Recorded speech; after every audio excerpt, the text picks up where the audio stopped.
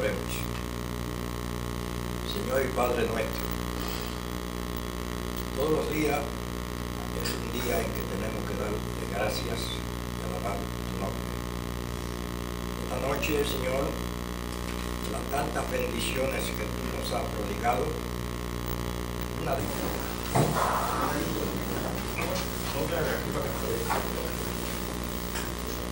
Buenas noches a todos y bienvenidos. Quiero comenzar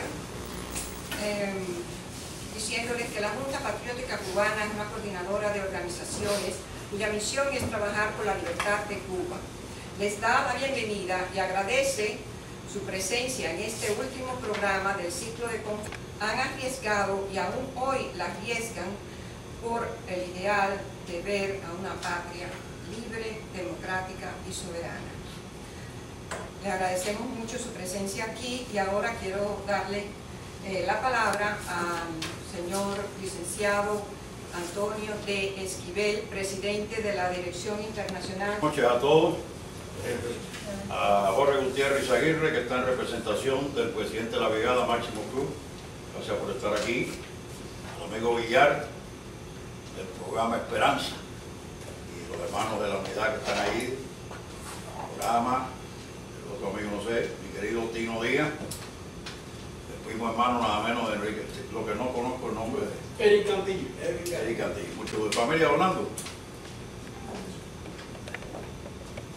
Señor Teme del municipio de Santiago de la Vega. Allá. La palabra soberanía para nosotros es sumamente importante, porque todo el mundo pide libertad y democracia. Nosotros respetamos los intereses que defiende la Iglesia Católica. Vamos a tratar hoy.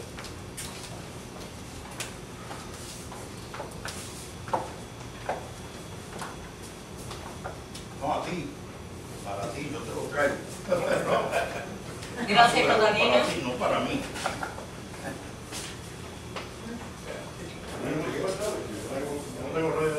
Es un honor estar con ustedes aquí esta noche, sobre todo cuando tenemos un hombre, un cubano aquí tan valioso y tan grande como considero yo, que es Eduardo Prida. Catalina Martín me llama a mi casa hace 2 días y me dice: Daisy, necesito que tú me hagas una poesía para que Eduardo Prida va a estar con nosotros y yo necesito que tú, si puedes, nos hagas una poesía. Espera un momentico. Sí, a la poesía primero. El doctor Clara acaba de No, Juan llegar. Clark que está llegando, pero continúa con la poesía.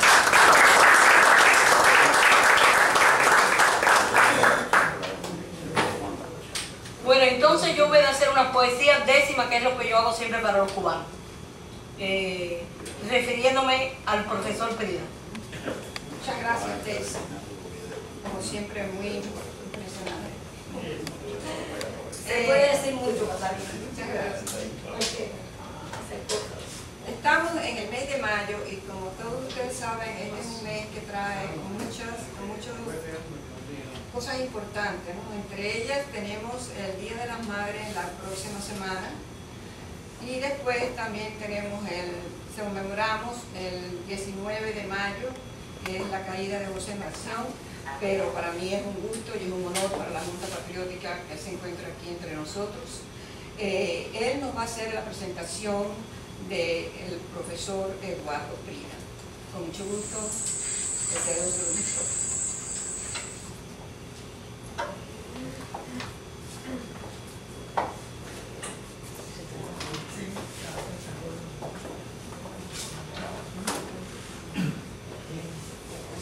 Para mí es realmente un placer, yo diría que un honor presentar al amigo Eduardo Prida. Conozco a Eduardo desde hace unos años, que llegó aquí a los Estados Unidos, y he admirado en él no solamente su valor como persona, sino su patriotismo verdadero. Decía Martí que la ley del talento, como la dicha verdadera, es el desinterés. por su utilidad a los demás es que se mide a los hombres. Y en este sentido debo decir que Eduardo Prida es un ejemplo de estas palabras de Martín, porque estando yo envuelto en mis investigaciones sobre la cuestión cubana, vi en él siempre un desinterés y un deseo de ayudar y de cooperar, sin importar si aquello podría realmente aprender, que es verdaderamente en el desinterés, en el no estar aspirando yo a ser la estrella, sino dar una mano a todo aquel que está precisamente tratando de hacer algo. Y creo que es aquí, desgraciadamente, donde los cubanos hemos fallado a través de los años. Desgraciadamente, creo que por eso está Castro en el poder y se ha podido mantener en el poder. No quiero abundar sobre este tema porque vivimos en nuestra propia carne los resultados de esa situación en donde lo que importaba era que mi organización, que mi persona fuera la que brillara. Y por eso yo creo que todavía tal vez podríamos decir que se mantiene ese monstruo diabólico, genialmente diabólico, en el poder todavía. Como decía, conocí a Eduardo hace unos cuantos años y fui desarrollando con él pues una amistad que prácticamente se ha tornado en un contacto diario gracias a esa maravilla que tenemos, que tal vez no hemos sabido utilizar debidamente, que es el Internet, a nuestro amigo Eduardo Prida.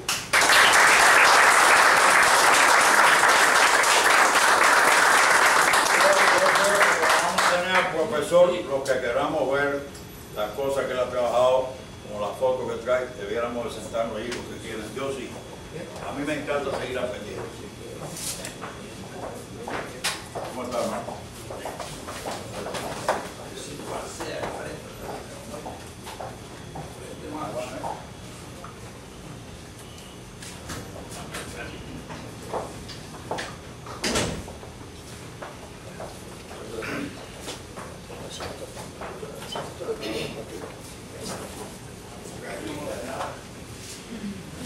Si hay una silla al lado.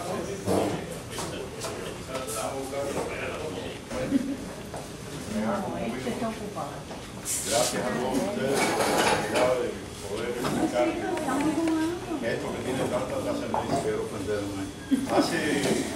Yo voy a hablar muy poco. Voy a hablar poco y muy rápido. Porque en realidad el tema es bien largo.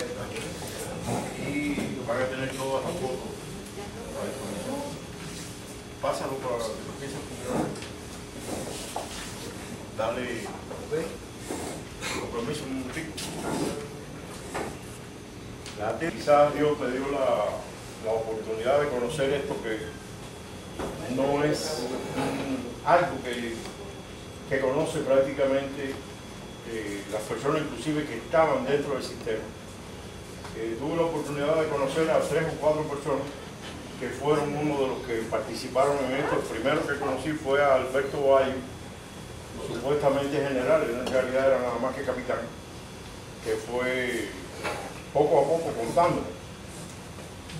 Por las casualidades de la vida, porque mi tío en España era piloto y él también fue piloto, del hermano de mi papá, que era asturiano. Y yo practicaba equitación y él visitaba aquel lugar y por el apellido me ubicó. Y nació una amistad y él hasta de madrugada me contaba y me explicó quién estaba detrás de todo aquello que había sido la KGB en México. Que él era agente de la KGB desde la Guerra de España. Posteriormente conocí a Pina. Y en los primeros momentos, bueno, yo era un muchacho. Posteriormente, Pina cambió de ideas en su vida y se estableció una amistad de prácticamente todos los fines de semana. Él iba a mi casa y poco a poco, él era un hombre muy modesto, con una forma de ser muy patriarcal, muy sencillo, etcétera, etcétera. Nadie se podía imaginar todo lo que había hecho ese hombre, y pienso que pensando que lo estaba haciendo a favor de Cuba. Y al menos esa es la imagen que yo tuve durante muchos años que tuve amistad. Él me enseñó las luces de la lucha contra el sistema, me enseñó a luchar contra el sistema. En una fotografía que hay ahí, que cuando yo la descubrí, me eché a llorar. Porque Pina nunca dejaba de tener en la mano un periódico y una capa. Ese periódico tenía por función abrirlo para que no le vieran la cara. Y cuando él va al Cacahual, en una fotografía que vamos a ver ahí, cuando la muerte de La Roca, él andaba con esa fotografía, que estaba el grupo de combatientes del ejército español, con la capa y el periódico, porque él me decía, no puede salir a la calle sin un periódico. Un espía lo primero que tiene que tener es un periódico en la mano. Y él me contaba eventos de su vida, etcétera, pero en realidad yo no supe hasta dónde había llegado aquello. En realidad lo vine a descubrir aquí, buscando miles y miles de horas, fotografías de la Segunda Guerra Mundial, buscándolo hasta que por fin lo encontré. Encontré una bohemia que me dio una luz enorme con otra personalidad. Entonces, como yo les decía, yo soy un velocípedo, un discípulo de estos grandes amigos que yo he tenido aquí en el exilio, que me han terminado de enseñar muchas cosas, como el profesor Bortrar, como Pedro Encinosa, como Permuy, como Tony Esquivel, el presidente anterior de la brigada, que tenía muy buenas relaciones conmigo. Y así, les agradezco a todos todo lo que han hecho en este sentido, de darme la posibilidad de poder expresar todas las cosas. Haciendo una pequeña historia de esto muy rápida, cuando yo caí preso, yo pensaba que esto era lo más importante que se podía saber de Cuba, era saber cómo los soviéticos se habían hecho de eso. En una prisión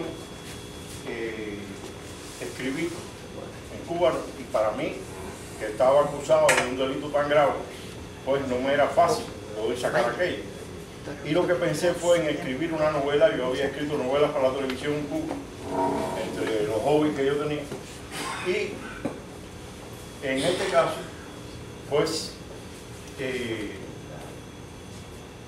me puse a escribir una novela que se llamaba Aparentemente Solo, que era la vida del principal espía soviético que había en Cuba, que era Alexei Alexeyev, de acuerdo a lo que yo pensaba, y tenía parte de razón, que en él se personificaba toda la historia de los soviéticos, cronológicamente en un solo personaje. La esposa, que era la contrapartida, que era una persona que la habían introducido por los americanos, la esposa del general soviético supuesto, que era Alexei Alexeyev, y por otro lado, Pina, que era la agente Victoria, que era lo que yo conocía y lo que él me había dicho. Esta novela yo estuve 16 años escribiendo.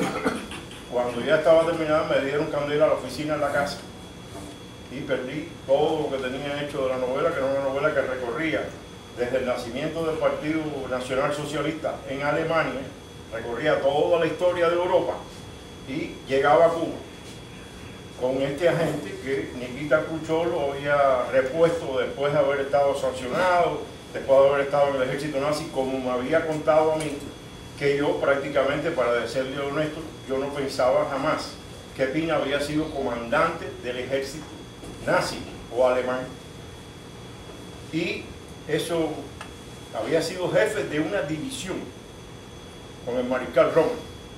Y era un hombre con una sencillez Increíble. Aquí tenemos una persona que lo conoció, aquí tenemos un capitán de cubana que lo conoció y otros más que me amenazaron que venían hoy, pero no han venido. Sí, hablaba muy claro, muy... El jefe de él, Edward Whitehouse, es conocido de las personas de la brigada, habló en el Senado y lo mencionó, y era el jefe de la Comisión de Aeronáutica Civil, y decía que él no sabía que Piña era comunista ni que Piña era nada, que se sorprendió cuando triunfó la revolución que Piña estaba en el primer plano al lado de Fidel Castro. Y él visitaba mi casa en un BMW destruido, lleno de martillazos por todos los lugares. Y ustedes van a ver qué obra hizo ese hombre y después cómo él se vira y qué es lo que hace cuando él se vira. Él murió en el 2005 de cáncer, con 90 y pico de años ya largo avanzado. Haciendo una historia o profundizando cómo es que los soviéticos se hicieron de Cuba, como bien decía don Esquivel, esto no fue un evento de un día, fue un plan antes que naciera la Unión Soviética, porque todo este proceso comienza mucho antes de la Unión Soviética. Y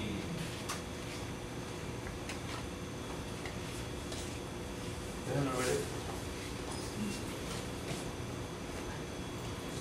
Nosotros tuvimos la desgracia de haber tenido un Pablo Lafargue que se casó con la hija de Carlos Marx y fue uno de los dirigentes de la Internacional Socialista, como ustedes conocen. Tuvimos a otros muchos más dirigentes, a un Carlos Baliño, tuvimos a muchísimos que estuvieron inclusive al lado de Martí, que tenían ideas marxistas. En Cuba se hizo una revista que en 1888 salió en Cuba una revista que se llamaba Cuba Socialista, 1888. Los sindicatos tabacaleros tenían impregnado todas las ideas socialistas. Llegó la República y ellos participaron muy activamente confundiendo al pueblo cubano de quiénes eran en realidad, como vamos a ver, sus amigos y quiénes eran sus enemigos. Hablando que el amigo era los Estados Unidos, porque siempre hemos tenido una idea de que los americanos entraron a la guerra de independencia y que en el momento que ya estaban ganando, nada de eso es cierto. Los americanos hicieron una dejación enorme de sangre en territorio cubano. Nunca se lo hemos agradecido.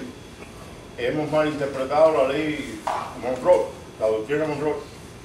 Hemos malinterpretado todo eso gracias a que los historiadores de izquierda tomaron todo esto y nos convirtieron a nuestros amigos en enemigos y nos presentaron un camino alterno, que eran los comunistas, para que nosotros tomáramos el camino.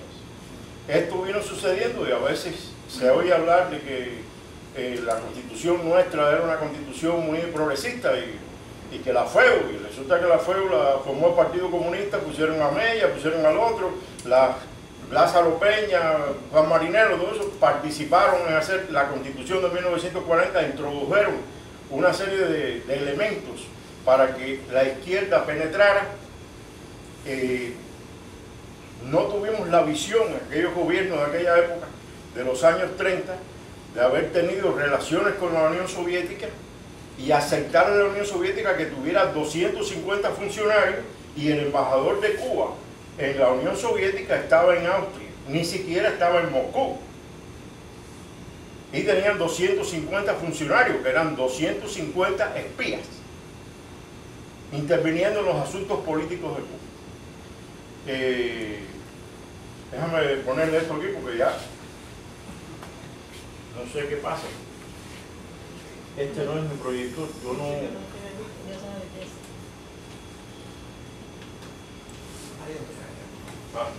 Quick. Digo una cosa. Ya. Juan Carlos, me hace falta que se coja y me vaya apretando 4 veces de aquí.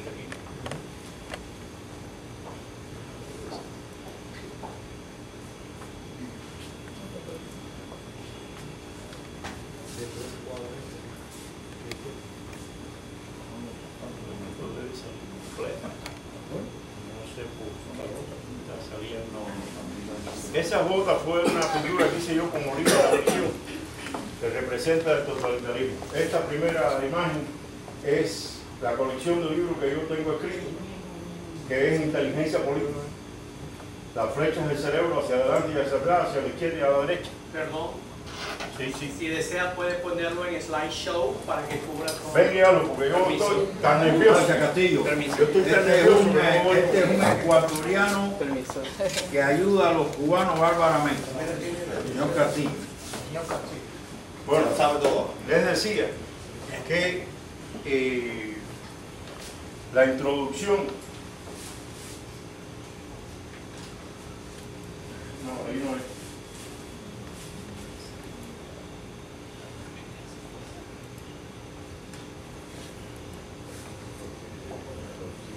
Si quieres, ciérralo y sácalo otra vez para ver si lo coge. Porque no preguntó por el externo, que es como tenía que haber empezado. Ahí empieza. Esa es la cosa. No te muevas de Llegó a Cuba. Sí. En el año 1922 al 23, no se sabe con exactitud, llegó a Cuba Fabio Grovar, al frente. Que se llamaba Otto Michelón también. Tenía 7 nombres, 8 nombres, 14 nombres, tiene nombres en español, en portugués. Yo lo conocí personalmente, hablé con él y se parecía extraordinariamente a Eduardo Chivá. Hasta yo dije, ¿está Chivá aquí? Me dijo uno, no, ese es el compañero Fabio Provar, que se llamaba Fabio Sinchó y no sé cuánto. Exactamente. Sí. Al final dejamos los comentarios, porque quería tomarlos en la película, porque esto yo quiero hacer un documental para la televisión americana, sobre toda la historia de Cuba, de 60 capítulos, y esto es parte de esto. Lo que les iba a decir es que llegó a Cuba Fabio Sinhotovich, entre otros nombres. Él había sido rescatado por los soviéticos, por el jefe de la NKVD soviética, que había participado en un atentado y había quemado un edificio donde habían muerto 9 personas, y lo rescataron de Polonia porque él no era ruso, era polaco, y lo mandaron para Cuba, después de recibir un entrenamiento y ser jefe en la Unión Soviética desde el principio de actividades de la inteligencia. Fabio Grovar llegó a Cuba y no solamente era una actividad de inteligencia para tomar una posición en América, siguiendo los lineamientos de Lenin, sino también existen los fundamentos y existe la información de que ellos montaron, con la ayuda de los judíos, que decían los polacos que invadieron todo Muralla y toda La Habana Vieja, de una cadena de talladores de diamantes, y pusieron a la disposición de esto el ferry Habana-Cayo Hueso, y dentro de los automóviles sacaban los diamantes y todo el contrabando que hacían en el Cuba. Alrededor de 200 millones de dólares en aquella época era una cantidad enorme de dinero, y ese dinero fue a parar a alguien que a ustedes les va a ser muy familiar, porque se ha mantenido en una posición de izquierda a pesar de que es un senador vitalicio aquí en los Estados Unidos, que es la familia Rockefeller. Los Kennedy y los Mellon son los que se adueñaron de todo ese dinero de los diamantes de Cuba. Por eso Fidel Castro, cuando viene a Estados Unidos, va a casa de Rockefeller, porque hay un vínculo de izquierda. Al padre de los Kennedy lo sacaron de la embajada de Londres durante la Segunda Guerra Mundial por los vínculos que tenía con la KGB, porque desde La Habana la familia Kennedy tenía relaciones con los soviéticos a través de La Habana. Entonces, estos son elementos que nos adornan cómo fue que nosotros fuimos entrando poco a poco con esto. Sí, bueno. Aquí tenemos al ejército. El ejército español contaba con 278.000 efectivos, más 30.000 voluntarios. El ejército Mambí, estos son datos sacados de la Gaceta y de documentos oficiales. Este primer capítulo tiene una bibliografía de más de 200 libros. Se han sacado de libros del Estado español y del Departamento de Guerra de los Estados Unidos. Nada de eso que está ahí ha sido inventado. Como vemos, el ejército español tenía equipos de infantería de fabricación alemana, tenía pólvora sin humo, tenían equipos de comunicación de telegrafía, tenían equipos de comunicaciones ópticas, como utiliza la Marina, por señales. Lógicamente estaban formados los oficiales en unas escuelas con una filosofía militar napoleónica, una organización militar al estilo europeo. Tenían una caballería con un entrenamiento que jamás pudo haber pensado Máximo Gómez, que había alcanzado el grado de sargento para dirigir un ejército. Entonces, seguimos.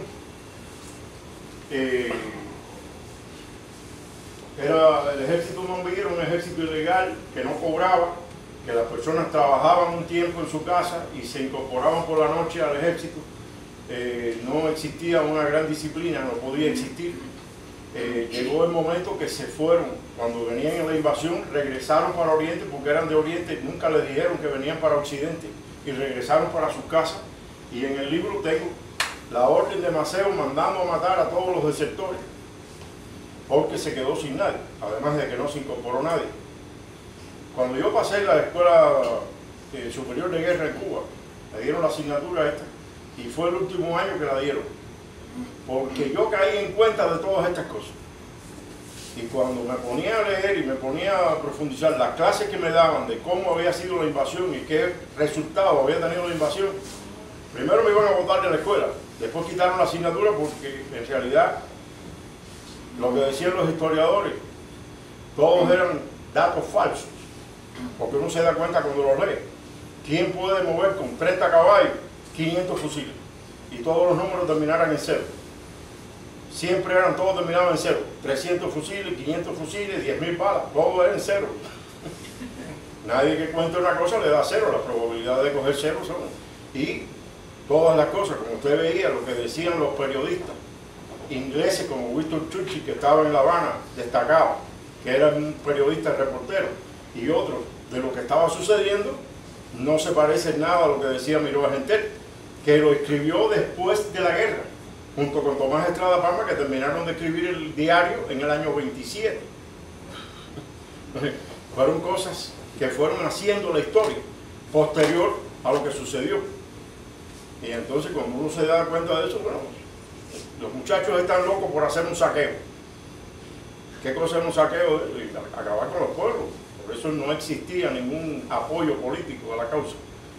Quienes nos sacaron en realidad del asunto, para concluir, fue la actividad que hicieron los Estados Unidos, que entraron en la guerra, a petición, y tengo las cartas de Máximo Gómez y de Agramonte, al presidente de Estados Unidos que interviniera, porque a esa altura habían muerto 300.000 civiles cubanos por la reconcentración de Huila. Les puedo poner el ejemplo de mi familia, que mi abuelo fue el único sobreviviente de 13 hermanos en Candelaria. Y él sobrevivió en una cueva en el Soró, que una esclava lo llevó para allá. Y yo la conocí porque en el año 52 mi cuñado le tiró una película, lo llevó a mi abuelo y reconoció eso. Y una familia, 13 personas murieron en una familia, 300.000 cubanos es el mínimo. Hay números que llegan casi a 1 millón de la reconcentración. El presidente de Estados Unidos le hizo un llamado al Congreso para que autorizara la guerra por la cantidad de muertos que tenía el ejército español en Cuba. Entonces, seguimos.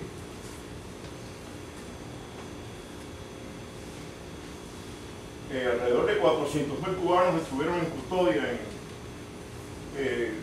Los muertos se estiman alrededor de 300.000 bajas y fueron comparados con una población de 1.500.000 que daba un millón y medio, que era lo que daba el censo de 2000. Aquí tenemos una cosa muy significativa. Tenemos aquí, esto es sacado de la Gaceta Oficial de España, o sea, por donde se les pagaron a las viudas y a los hijos de las personas que habían muerto en la guerra.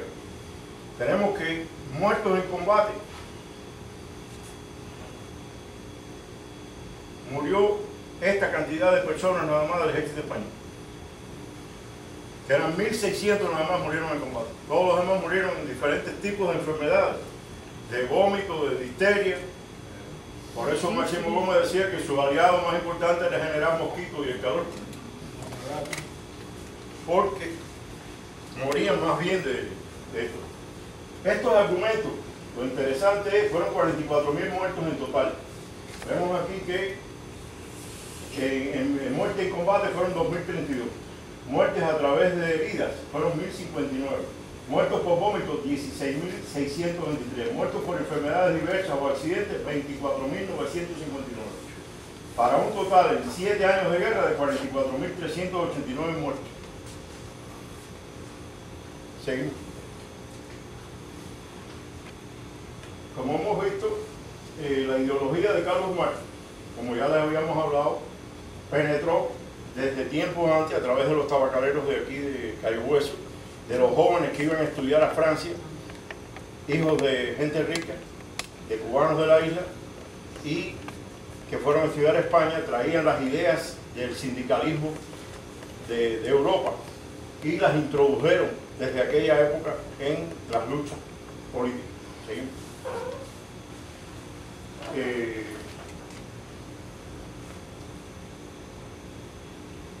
La solicitud del Congreso estuvo refrendada por Carlos Manuel de Céspedes, Ignacio Gramonte, en la Asamblea de Jiménez, José Martí y Máximo Gómez. La carta de Máximo Gómez yo la encontré y la traduje al español por una traductora de primera magnitud de inglés para que no tuviera ningún error. Y esto es un póster que salió en aquella época de los americanos que nos decían que nos desprecian, independientemente de que en algunas ocasiones se habla de que la palabra guajiro viene de Venezuela o viene de aquí y de allá. Resulta que lo viene de la forma que cotidianamente se trataban los americanos con los cubanos, le decían war hero, que era héroe de guerra, porque enfrentarse los cubanos a un ejército del tamaño y la calidad del ejército español, eran héroes de guerra. Y cuando se dice el argumento de los cubanos que no los dejaron participar y que no los dejaron participar en el desfile, fue porque el presidente americano le dio la orden a Teddy Roosevelt de que no quería un cubano muerto, que defendieran a todo lo posible que no muriera un cubano más. Es de qué interpretación diferente de los hechos a lo que nos dijeron. Y eso fue una orden del presidente. No se ha sacado nunca la foto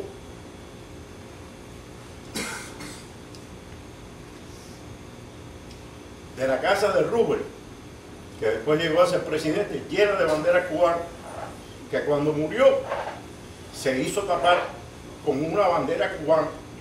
Nunca volvió a Cuba, no compró propiedades en Cuba, no era un imperialista, y nosotros los cubanos jamás hemos reconocido ese gesto. Que además de eso fueron hombres que eran voluntarios. Todo el ejército ese fue voluntario a Cuba. No pudieron llevar un caballo, eran gente que estaban entrenados a la caballería, y los barcos que estuvieron en Tampa no pudieron cargar ni un solo caballo. Llevaron 13 caballos y 22 mulas. La caballería famosa no existió. Tuvieron que combatir a pie y se enfrentaron por primera vez a un combate contra trincheras, porque el combate de la Loma del Gato y la Loma del Carrero, todo eso fue contra trincheras que los españoles abrieron durante meses y prepararon una fortificación en trinchera contra fusiles de la calidad que tenían ellos, que no eran de los americanos. Los americanos no tenían ni pólvora sin humo, ni tenían fusiles de repetición. Llevaron 6 ametralladoras Gatling, que fue un regalo del que las inventó en los momentos que se montaban en los barcos. Ni siquiera estaban entrenados a trabajar con las ametralladoras que conocemos de palanca, las Gatling. Así que fue una lucha extraordinaria. Gente que estaban entrenados a caballo, que se tuvieron que convertir en soldados de infantería. Que ha sido militar, ¿saben la diferencia? que no hay paralelo para esto. Seguimos. Buffalo Bill aparece aquí porque dentro del show de Buffalo Bill incluyó los mambises para que el pueblo americano supiera el valor que habían tenido los cubanos. Eso nunca. Yo me entero leyendo las cosas, porque jamás en la historia de Cuba ha salido nada con relación a esto. Yo creo que es importante que nosotros y las generaciones de nuestros hijos conozcan la importancia que ha tenido esto. Sí. Estas son las trincheras que tomaron. Estas personas enfermas, todos se tuvieron que ir de Cuba a los 8 meses porque estaban enfermos de difteria y fiebre amarilla. Todas esas tropas ahí están con fiebre. Todo eso son. Y esa es la trinchera donde entraron las trincheras. A los 8 meses los americanos no dejaron nada más que una compañía de negros de Alabama que los mosquitos no les hacían daño. Y quitaron, sí, tenían un sistema inmunológico que ya estaban adaptados a las picadas de mosquitos. Y entonces nada más que pudieron dejar a ese grupo de personas nada más. Porque ellos se fueron a los 8 meses de Cuba. Que siempre nos dicen que la invasión americana, que se quedaron. Eso no existió. Lo quitaron, sanearon las tierras, hicieron acueductos, hicieron todos los municipios de Cuba, todas las administraciones, hicieron el sistema de escuelas rurales que todavía Estados Unidos no lo tenía. Dewey, el famoso organizador de las bibliotecas, del sistema Dewey de organizar las bibliotecas, fue el asesor de educación en Cuba y después fue asesor, o se fue del Departamento de Educación en el próximo gobierno de cuando Roosevelt fue presidente, y se montaron las escuelas rurales en los Estados Unidos con la experiencia de Cuba. Hay puentes, yo he visto puentes en Cuba, que de paso fui a ponerle mina a muchos de ellos en el año 62, que tienen la inscripción hechos por el ejército americano. Los puentes de hierro que había en la carretera central. Yo lo vi. Hechos por el ejército americano. Igual que lo que hay en West Palm Beach, donde yo vivo. Hay muchos que están hechos por la misma compañía. Compañía no, de los regimientos de ingeniería, que fue los que hicieron el saneamiento de aquí de la Florida, hicieron los puentes y todo eso, el ejército. Y en Cuba igual, el de Matanzas, tiene puesto una placa allí en bronce que dice que está hecho por el ejército americano.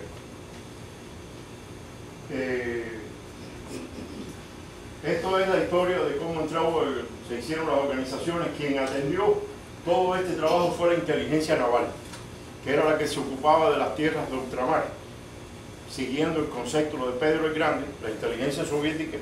O sea, cuando nace el Estado soviético, tomaron la filosofía de la inteligencia que tenía Pedro el Grande y siguió esto hacia adelante a través de este trabajo de llegar a Cuba, porque ellos querían una posición en América. ¿Sí?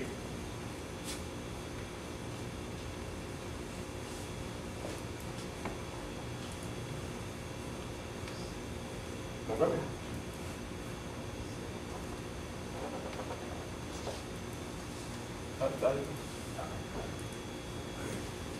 Este es el impacto que tuvo la Guerra Civil Española. Pina fue el organizador de las brigadas internacionales. Él estuvo en Nueva York, él viajó por el mundo y organizó esto. Él tenía la experiencia previa de que había estado 4 años con Augusto César Sandino en Nicaragua. Había sido guerrillero en Nicaragua y había hecho otra serie de trabajos en Centroamérica, de golpes de Estado y de cosas de ese tipo. Y le da la misión a él de hacer una brigada para los comunistas españoles, y él fue el jefe de todo este grupo.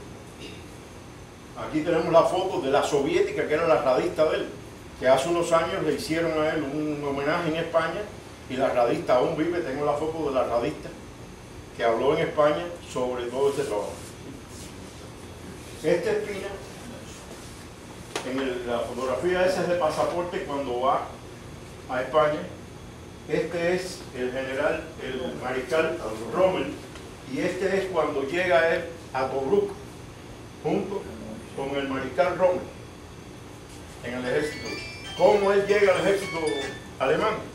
Porque él tenía un vínculo muy fuerte con los árabes, con el gran Musti, que era el jefe de toda la iglesia musulmana, o el concepto de la religión musulmana en el mundo, y lo introdujo a los alemanes que estaban aliados con los árabes, porque los árabes eran pro-Alemania, igual que los hindúes, que le dieron muchas personas voluntarias y le dieron muchos recursos de petróleo, etcétera, etcétera, a los alemanes para que acabaran con los ingleses, porque los ingleses eran los que tenían las posesiones en el mundo árabe, y ellos eran enemigos, y Pina luchó con ellos por eso.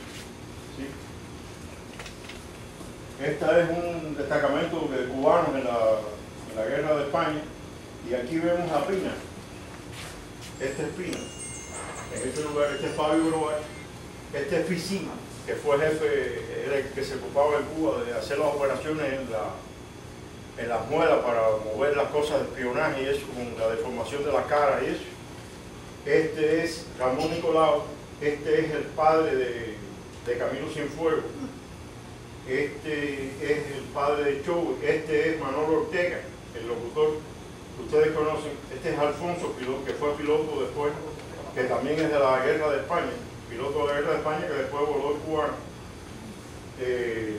Bueno, estas son la gente que conozco aquí, Sisto Santana, José Matar, son las personas que conozco ahí del grupo. Esta señora estuvo en la guerra de España también, era la administradora de los fondos de la guerra de España.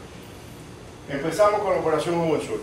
La Operación Jovenzuelo fue creada por Nikita Khrushchev. Comenzó cuando Raúl Castro, muchas personas no saben que Nikita Khrushchev era general y fue jefe de todos los destacamentos guerrilleros en la retaguardia alemana. Llegó a tener 1.500.000 guerrilleros bajo su mando. El hombre que todo lo resolvía pensando en guerrilla. Por eso se hizo la guerrilla en Cuba, que es la copia de la guerrilla soviética en la retaguardia alemana. Tan es así que el libro que escribió, el segundo de él, que fue 5 veces héroe de la Unión Soviética, es el libro que le regala Alexei Alexeyev a Ernesto Guevara en México en el año 56. Ese libro se llama El Comité Regional Clandestino Actúa y es una novela, no es una novela, perdón, es un relato de cómo fue que se hicieron esos destacamentos, cómo es que ellos volaban los puentes, cómo volaban las locomotoras, cómo atacaban en forma de guerrilla al ejército alemán. Y es donde después Ernesto Guevara se hace el conocedor y escribe el manual del guerrillero, cuando en realidad eso era copia del libro de generales. Como vamos a hoy a ver qué cosa, quién fue Ernesto Guevara, que es muy simpático eso. La Operación Jovenzuelo comienza cuando Pina le lleva a Joel Domenech y a Raúl Castro a Moscú y le dan instrucciones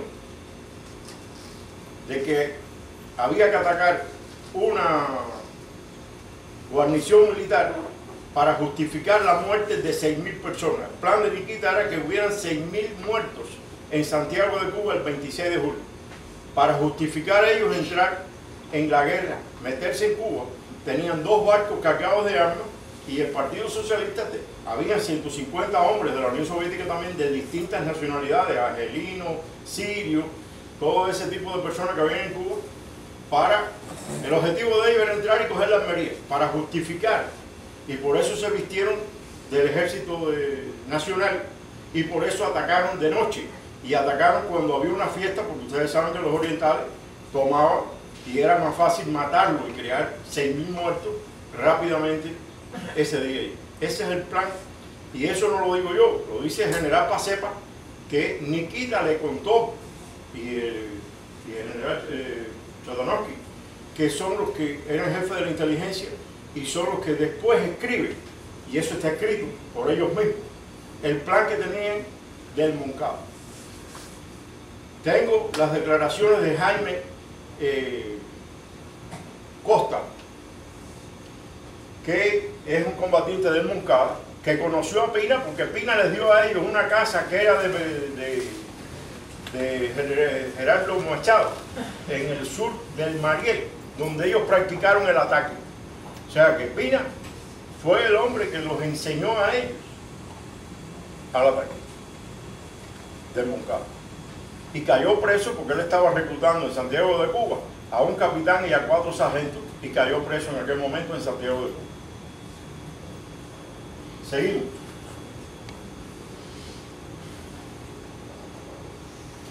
Nikita Khrushchev trató de hacer todo lo posible por Cuba. En Caibarien, cuando hicieron la ofensiva de Caibarien, o sea, de la villa, de la invasión de Ernesto Guevara y Camilo Cienfuegos, en Caibarien había un barco con 5.000 fusiles M52 de fabricación checa que iban a participar en las tropas esas, que después en enero 24 lo bajan en el Mariel, que son las armas que le dieron a los primeros campesinos, a las milicias campesinas de los Malagones, que le dieron los fusiles checoslovacos, que Fidel hablaba de las etcétera. Las etcétera era que él tenía una reserva de armas de infantería y de ametralladoras BZ y de morteros 82 milímetros, que nadie sabía porque habían llegado a bordo de ese barco. Vinieron submarinos, que son los que trajeron la planta, y cuando el Moncada, vamos a ver la fotografía de Raúl Castro, esto es un artículo que sale en Bohemia. Este es Pina disfrazado. Este es Pina. Fíjense las mismas medallas que aparecen cuando estaban en el Cacahuel. Este con el Gran Muti, este es él. Este es aquí con el presidente de Argentina, Juan Domingo Perón, en el año 39 en Alemania, cuando Perón era jefe de la inteligencia. Por eso hay un vínculo entre Pina y Perón en el Bogotazo. Porque ustedes saben que el que pagó el Bogotazo fue Perón. Quien coordinó eso fue Pina. Aquí lo tienen, miren las mismas condecoraciones. Entonces, ¿qué pasa? Él cuenta su vida aquí y se desaparece para matar a este personaje. Este personaje se llamaba Coronel Antonio Dajú. Este personaje desapareció. Cualquiera que lo hubiera conocido, él está con una barba. Cuando se amplíen estas fotos van a ver que esto es significativo para identificar a Pina. En toda la fotografía, él es visco. No puede dejar de ser visco en ningún lugar. Vamos a ver en la foto que lo vamos a identificar porque es visco y tiene esto en el pelo. Cuando estas fotos las ampliamos, vemos que la barba está enganchada en la oreja. Y vamos a ver que en la fotografía en Washington se le está cayendo la barba y Fidel lo está mirando así porque se le está cayendo la barba. Este es con Somoza. Él se hizo pasar por periodista y no explotó la granada que iba a matar a Somoza después de la muerte de Sandino. Este es con el Gran Muti y este es en la Casa Blanca hablando con Nixon. Cuando Fidel entró a la Casa Blanca a hablar con Nixon. No he podido conseguir que nadie me consiga el registro bajo qué nombre entró él en la Casa Blanca a hablar con Nixon, porque él era miembro de la delegación que llevó Fidel Castro el 29 de abril de 1959 a Washington. Vamos a ver aquí las facetas de Pina, algunas de ellas. Este es Pina con Ventura en abril de 1958. Cuando yo le enseño esa fotografía salió en live. Yo me la encuentro en live. Yo me hice. Esa fotografía, dale para acá. Vamos a empezar por las fotos. Esa foto. Ustedes ven que ahí no hay agresividad en ninguno de las personas que hay ahí. Este señor que está aquí es el agregado del FBI, según informaciones que tengo en la Embajada Americana en La Habana, que tiene unos documentos de La Habana que está tratando de identificar. ¿Ven? Él tiene una guayabera que le aumenta los hombros, está delgado y miren la cabeza, el punto este de aquí, las entradas, que donde quiera lo vamos a ver. ¿Qué sucede con él? Cuando el comandante Jaime Acosta ve esa fotografía, y yo le digo, ¿qué hacía Pina con Ventura? Él ahí se estaba haciendo pasar por francés y homosexual. En esa fotografía. ¿Qué estaba haciendo ahí? Él convence a Ventura de que vaya con él a la Sierra Maestra. Va con él y Pardollada. Porque Fidel le estaba proponiendo a Ventura hacerlo presidente de Cuba si él mataba a Batista. Y dice que llegó de madrugada a la sierra y él lo tuvo que esconder, me dice Jaime Acosta. Jaime Acosta no puede inventar esto. Jaime Acosta me explica esto. Tiene una herida aquí de las torturas que le hicieron y una operación que hacía una semana que había salido del hospital, y una persona que cae en un shock emocional cuando identifica una fotografía no puede inventar una historia de esa magnitud así. Un hombre que tiene 78 años. Quiere decir que eso yo me dejo cortar la cabeza, que es absolutamente cierto, porque nunca había visto esa fotografía. La otra fotografía. En esta fotografía me dice Víctor Pina que aquí le decían el sirio. Este es él en el año 57. Este que está aquí es Eutimio Guerra, momentos antes que lo maten. El hombre que Fidel dijo que era un espía, etcétera, etcétera. Aquí estaba Barroja, está Fidel sentado ahí, le están haciendo juicio, y aquí está Pina. Pero aquí atrás hay un negro. Ese negro me dice, el negro cubano, que le dicen blanquito, el tipo tiene 6 pies, 3 pulgadas de estatura, fue el escolta de él en la guerra de España. Y Pina no sabía la historia, Jaime Acosta no sabe la historia de este hombre. Sí sabía que tenía una sevillana, qué casualidad, que trae de España. Ustedes saben que en España la sevillana es una cosa común. Y que me dice Costa, yo lo tengo en una película, me dice, este hombre se dedicaba a meterle en el cuello a la gente que Ramiro y Fidel mandaban, matarlos metiéndole en el cuello la sevillana. La cara de ese hombre me la encuentro en una fotografía en la guerra de España. Ahí la van a ver. Ese mismo hombre que está aquí atrás. Ese que está aquí atrás. Que está detrás de Pina, pegándole la espalda a Pina. En esta fotografía es Pina. Este que está aquí. Me la encuentro en YouTube. Esta fotografía es cuando el periodista Ed Sullivan va a Cuba el 11 de enero a la casa de Dupont en Varadero y le hacen la primera entrevista para la prensa americana. Desgraciadamente no me corre con la memoria suficiente para ver el video. Él dirige a Fidel en esta entrevista. Lo está dirigiendo. Cómo se tenía que comportar en esa entrevista. El 11 de enero. Hay otros historiadores que escriben que él fue el que nombró a Efigeno en la policía, que mandó a Chepa a la cabaña, que mandó a hacer los juicios, que puso a Raúl Castro en Oriente. Todos esos cargos él fue el que los dirigió y el que los puso. En el año 59. En esta fotografía lo vemos.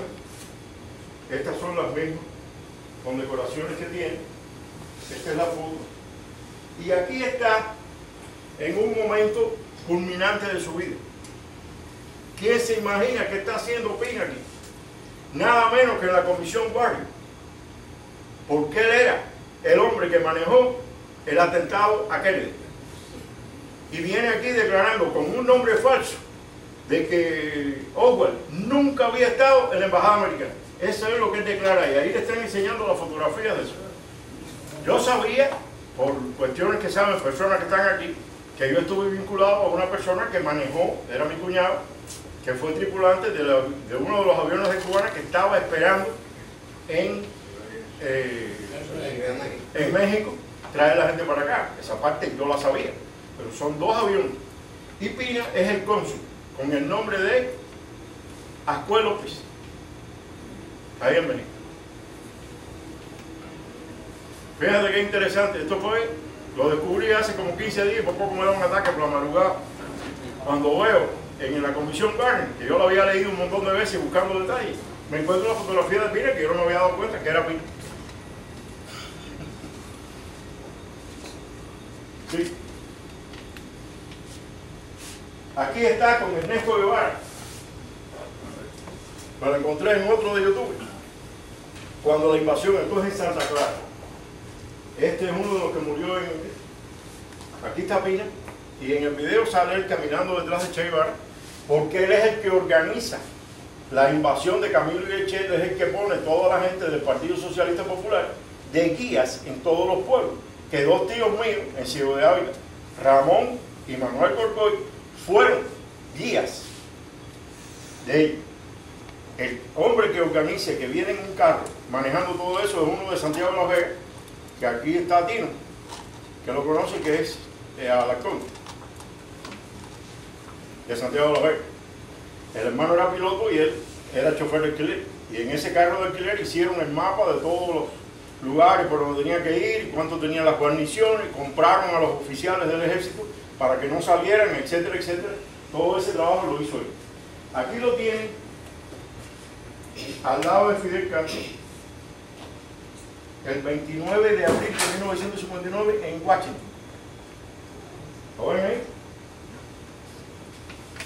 A ver, esta composición yo lo piqué en la cara para que vieran cómo quedaba, cómo él se deformaba los ojos.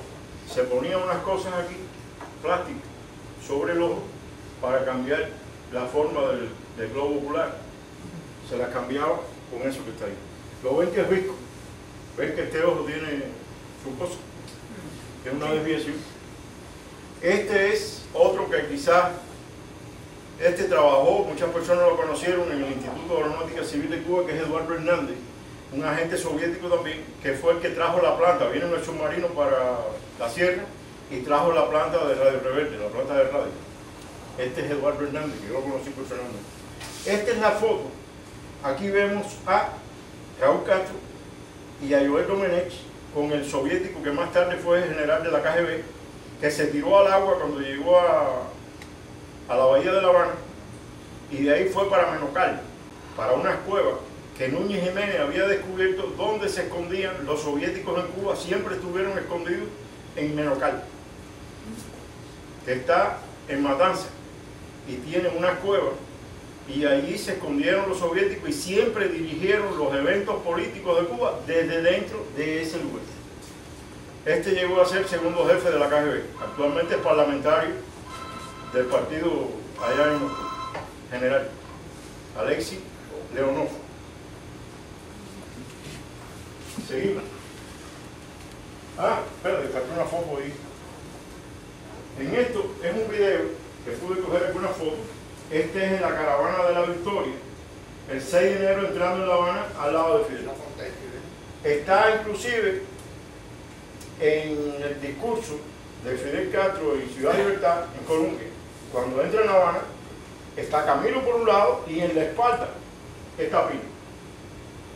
Vemos como ya Fidel, vamos a ver en la foto, ya tiene, en vez de una gorra, tiene un casco que parece una gorra, que fue la primera defensa que le pusieron a Fidel Castro para que no lo fueran a matar de un tiro. Tiene un casco soviético puesto, tapado con una gorra.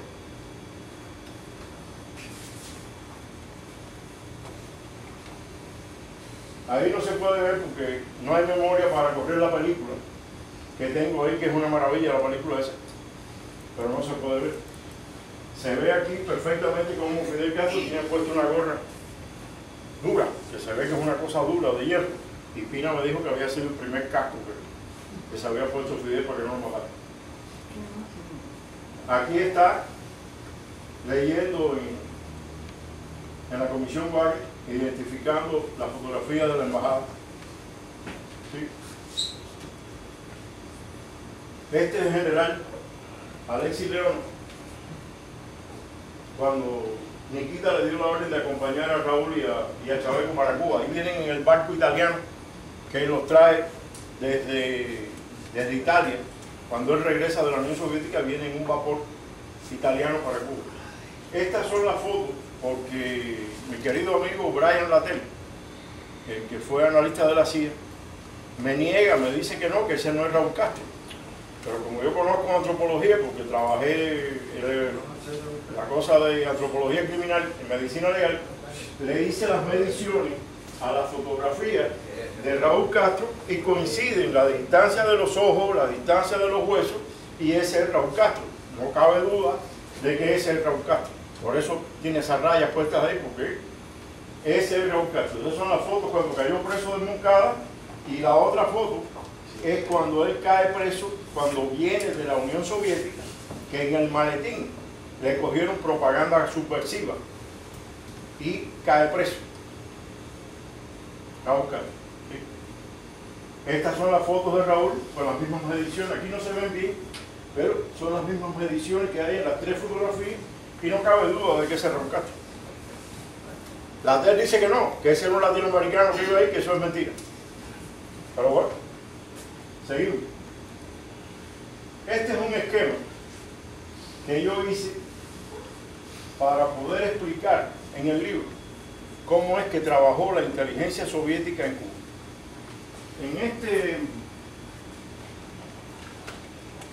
Vamos a ver que esto es lo que se hacía público, lo que está de esta línea para arriba. De esta línea para arriba está lo público. De esta línea para allá es lo que sucedió en Cuba, y esto es lo que se hacía en la Unión Soviética.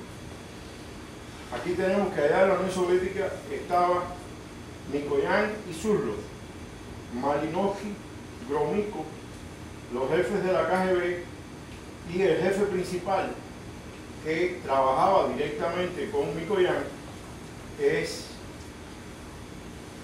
se me pide el nombre de este hombre, Chakarovsky, Vladimir Chakarovsky, que era el jefe de la inteligencia.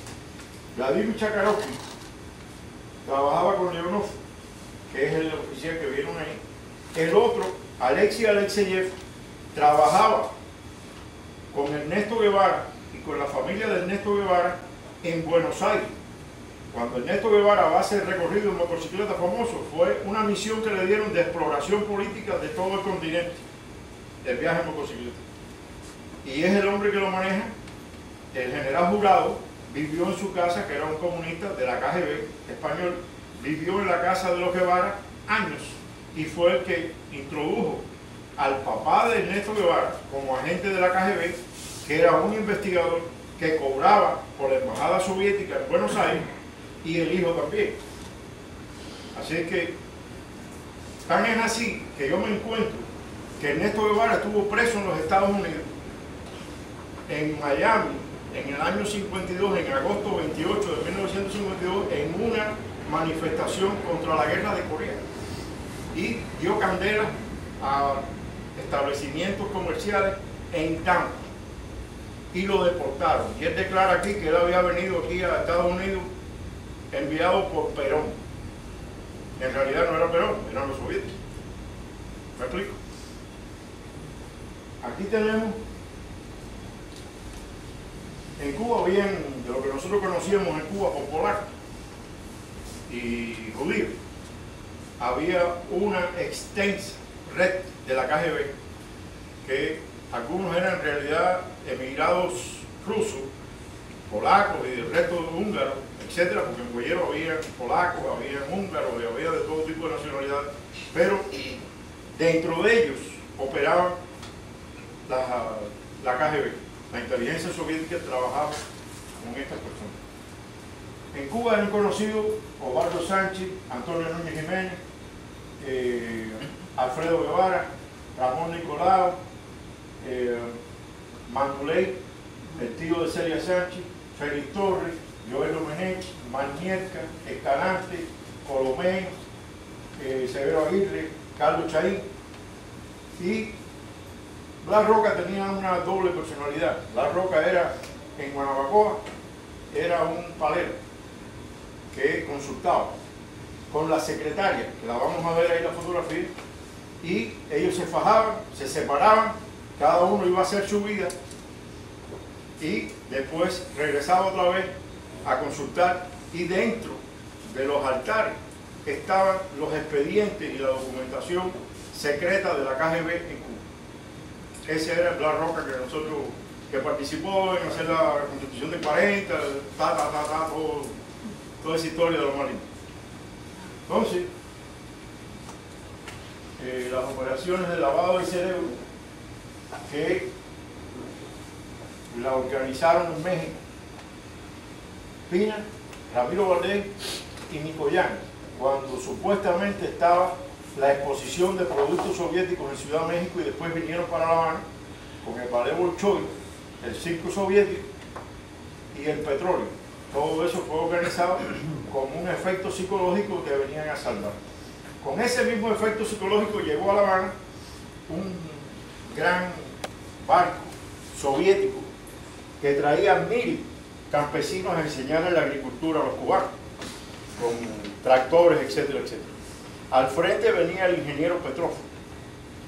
Cuando le presentaron a Raúl Castro, el hombre le dijo, Alexis Alexeyev le dijo a Raúl Castro, le dijo, urgentemente me traes a Fidel Castro, que el hombre que está al frente de esto es el mariscal Chuchu, jefe de la cohetería soviética que viene a instalar los cohetes a Cuba. Los tractores eran para nivelar donde iban a poner los emplazamientos, y esa fue la ayuda que la Unión Soviética venía a dar a Cuba, supuestamente para enseñarles la agricultura a los jóvenes cubanos. ¿Se recuerdan de aquello? Sí, ahí tienen la historia de Fidel Castro, que fue reclutado en el año 44. No se sabe por qué fue al Bogotazo. El informe de Rafael del Pino Suero a la caja al FBI cuando se escapa, porque él se escapa de México, y del campamento de México cuando venían en el Gran, él se escapa de ahí, se tiene que ir a través de una selva y milagrosamente logra salvar la vida, porque él oye que estaban buscando unas balas 45 para matarlo, y él se va. Y entonces contacta al FBI en Los Ángeles, y las 14 páginas del informe yo lo tengo en el libro, donde él informa todos los contactos que Fidel Castro había tenido en Bogotá y que había tenido en Ciudad de México para la invasión a Cuba. ¿Estamos? Sí, aquí está la fotografía más grande de Pina en el año 57, es Efigenio, que está atrás de Barbarroja. Fidel Castro está aquí, que este es Fidel Castro, sentado ahí en la hierba. Este es Eutimio Guerra, este es Pina, y este es el hombre. Esta es la fotografía que yo encuentro de este mismo hombre. Fíjense qué casualidad. Aquí tiene un querque, aquí tiene una boina, y es el que le está custodiando a Pina aquí en la espalda. Es el blanquito, que era chofer en Cuba de Osvaldo Sánchez y escolta de Fabio Robar también, y aquí está con Pina. Esa foto la encontré en el archivo de la Universidad de Harvard, entre miles de fotografías. Dios me guió ahí, porque de verdad que otra forma no puedo decir. Siguen ahí. Fíjense que esta foto está tomada en España. Ahí está con los guerrilleros, con la gente del ejército republicano, con las mochilas y un sobre todo en España. Ese hombre era del auto. Esta es la planta rusa que llegó a bordo de un submarino. Vino uno por la costa norte y otro por la costa sur. Yo tengo los testimonios de la familia de Guillermo García, que ellos subieron en el camión la planta esa metida dentro de unos mazos de matas de hijos de plátano. Subieron eso en un camión hasta allá. El tío de alguien que nos acompaña aquí, volando en helicóptero, vio los submarinos en varias ocasiones cerca de las costas de Cuba, y se lo informó al presidente, y el presidente le dijo: tú estás viendo visiones, tú estás pensando que estás en la Segunda Guerra Mundial, aquí no hay submarinos, ¿no? Y el almirante Burke también reportó la actividad de submarinos no identificados en todas las costas de Cuba en esa época. Ellos están ahí. Pedro Luis Díaz Lán, cuando habla en el Senado, describe el uniforme que traían los militares soviéticos que desembarcaron la planta, y cuando trajeron la fotografía, porque eso fue también cogido por los soviéticos, de los aviones del ejército cubano que iban a reabastecerse de combustible a la base de Guantánamo, y el plan de secuestrar, eso lo trajo un soviético. Ese soviético lo vio Costa, y Fidel les decía a los guajiros que estaban allí que eran unos americanitos, como eran rubios, que querían aprender español. Y entonces estuvieron esos dos soviéticos ahí, que uno de ellos era Alexis y el otro era Alexeyev y el otro era Alexei Leonov. Estuvieron en la Sierra Maestra durante mucho tiempo, dirigiendo toda la parte política de toda la actividad y las cosas de Fidel Castro. Allí Alexei Alexeyev tuvo relaciones con Violeta Casal, y después, cuando él regresa a La Habana clandestinamente, que se mete en el Hotel Sevilla, se pasa 2 días con Violeta Casal sin que nadie del gobierno lo supiera. Llegó clandestinamente a Cuba antes de que se dijera que era embajador, porque hizo una serie de contactos con la gente vieja y con la gente nueva que ellos habían adquirido para tomar el poder en Cuba. Aquí vemos, en esa foto no se ve ninguna agresividad, no, una persona que esté detenida, no, ahí no se ve que exista elementos para decirle que Ventura lo cogió y se lo comió. Eso fue cuando la huelga de abril de 1951.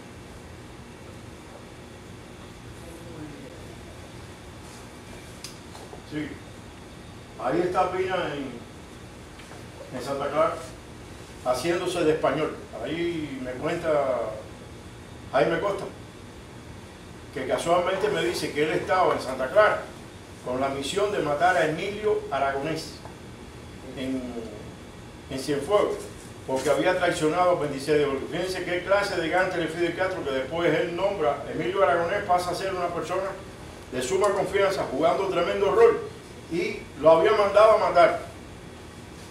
Jaime Costa bajó de la sierra con otro más que dice que es abogado en Tampa, a matar a Emilio Aragonés porque le había dado las armas del 13 de marzo, no sé qué historia había detrás de eso, a la gente. Sí. Ya habíamos hablado de Néstor Guevara. No hay evidencia, yo tuve en mis manos,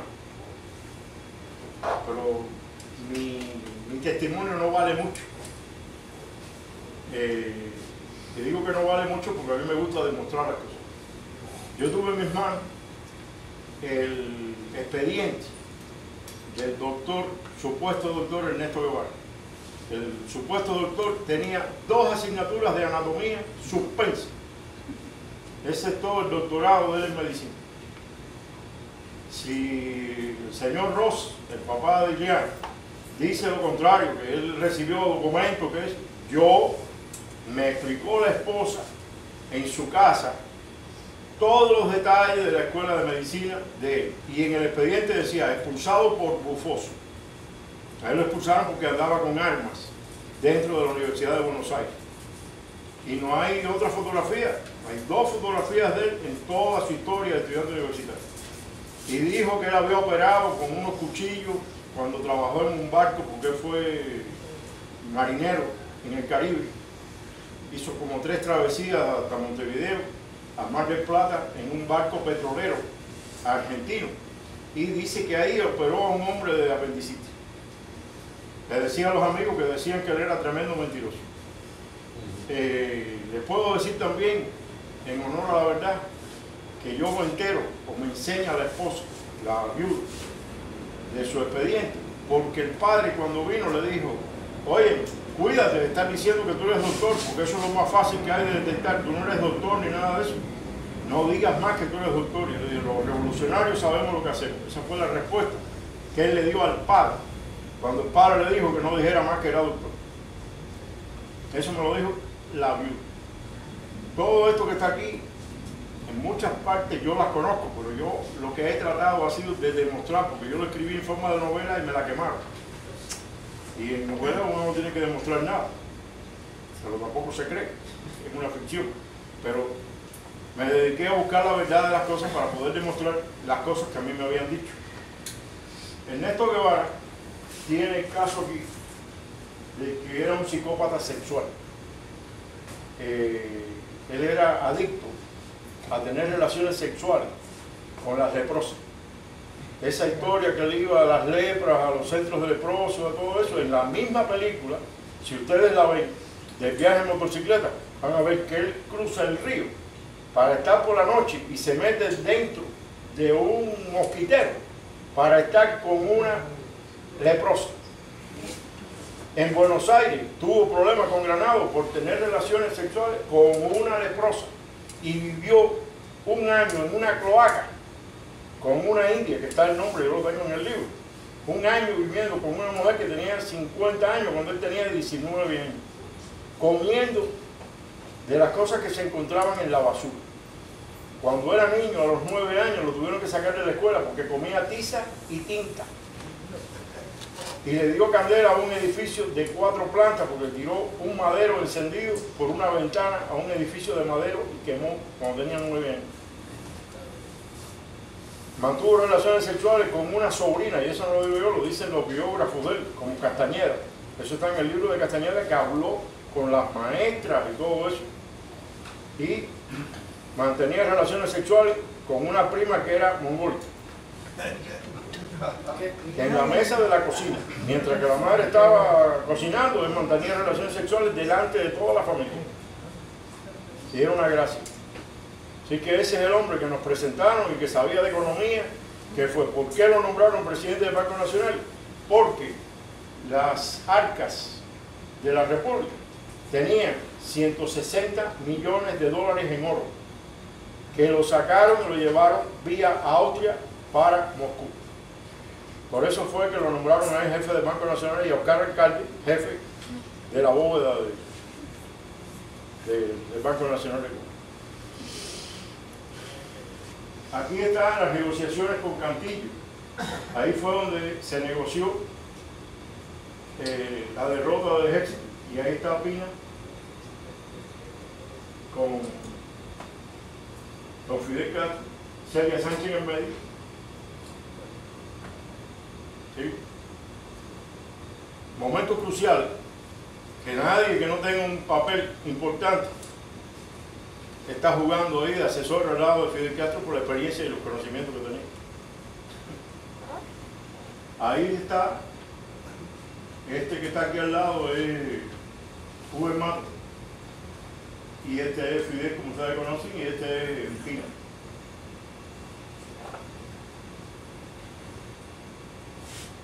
Sí. Ahí está también otra fotografía donde está.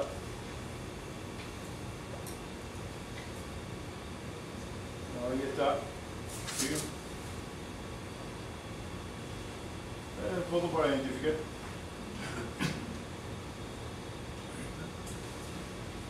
¿Cómo se llama? Yo no me acuerdo cómo se llama. Janes Pelletier. Janes Pelletier. Ahí está. Y este es Pina. Mire cómo Fidel está mirando aquí porque se le está cayendo la barba. Ahí estaba Jaime Costa también, dice que se le iba desprendiendo la barba. Y que este que está aquí al frente es un agente del servicio secreto de la Casa Blanca. El que está detrás es Francisco Ponce Cerquera, Francisco Cerquera, Papito Cerquera. Jorge Cerquera, perdón. Todos, Pina le mandó a poner grados de capitán. Toda esa gente eran comandantes y todos se pusieron grados de capitán. Pina está vestido de azul de la Fuerza Aérea, los demás de verde. Este es el padre de Fidel Castro, padre político. Este es el hombre que apoyaba la supuesta revolución de Cuba o la toma de los soviéticos desde la Casa Blanca, desde el Departamento de Estado. Este hombre era de origen venezolano, cubano, y era conocido en Cuba, fue el marido del embajador, ¿cómo se llama? Somerville. Y siguió tomando posición en el Departamento de Estado y fue el que cambiaba los papeles, porque Errol Smith habla en el cuarto piso de todo cómo se fue cambiando todas las historias reales para que el gobierno de Estados Unidos le quitara el apoyo a Batista y poder poner a Fidel Castro en el poder. Esta es la vez que se vieron ellos personalmente. ¿Sí? Esta es la operación de limpieza de cerebro, que es una operación de guerra psicológica, que como ustedes saben crearon toda la historia de un enemigo poderoso que tenía Cuba, que crearon un bloqueo de energía, crearon una agresión, para entre las agresiones estaba el vapor lacube, el encanto, todo eso fue hecho por ellos mismos. Hay una cadena de sabotaje que yo tengo en el libro, que son 32 sabotajes que se hacen en 60 días exactamente. Después de los 60 días no se hizo más nada. O sea que fue un plan de 2 meses para crear las condiciones. No importa quién muriera, no importa lo que se perdiera, era ahí exactamente 2 meses. Ahí está, ¿sí? Esta es la fotografía donde está la paloma y eso. Este que está aquí, cuando en la película se ve claramente que es Pina. Yo no pude coger el cuadro donde se ve la cara. Ahí está Pina, cuando Fidel Castro habla en Colombia, el 6 o el 7 de enero. Esto fue lo que yo pinté, una de las cosas que yo pinté con Morín en la prisión, que es la fortaleza sitiada, que es la forma de gobierno que tenemos en Cuba. Dice ahí muerte al invasor, y hay gente que dentro de esa fortaleza tratan de escaparse, ¿no? Sin éxito de ningún tipo, porque está cerrada completamente, no hay forma de escaparse. Y la imposición de las leyes de la Unión Soviética, o sea, la misma constitución, porque la constitución de Cuba es la copia, la constitución socialista de Cuba es la constitución exacta que hizo Hitler en el Tercer Reich, y la Unión Soviética la implantó y se le puso después a todos los países socialistas. Es la misma constitución. Todavía la de los alemanes es más benigna, porque favorece a los nacionales alemanes. Aquí esta otra constitución es para favorecer a una casta que son los comunistas. El resto de las personas no tienen derechos ciudadanos de ningún tipo, nada más que lo ejercen ellos, el grupo que es el 3% de la población. Entonces, seguimos. Las órdenes de Moscú aquí están en rol asignado a la colonia soviética, que exportó el sistema hacia todos los países de América Latina, de África y del Asia. En los archivos de la KGB aparece que entre el año 68 y 69 Cuba hizo más de 500 sabotajes dentro de las Fuerzas Armadas de Estados Unidos, quemando radares, generadores, matando personas, especialmente en el área de Panamá, en California, en Nuevo México y en Texas.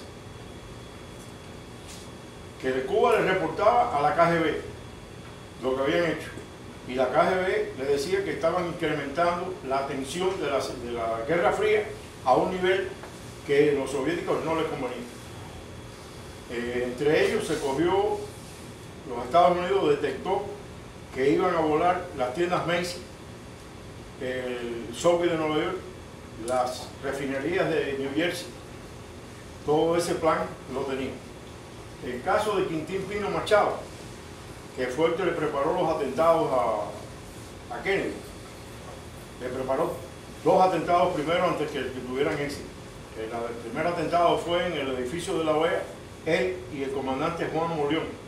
El segundo fue en el estadio de Chicago, en un encuentro entre la Fuerza Aérea y la Marina de fútbol, que el presidente no pudo asistir porque supieron que le tenían preparado un atentado. El tercero fue el que tuvo éxito. Seguimos. ¿Sí?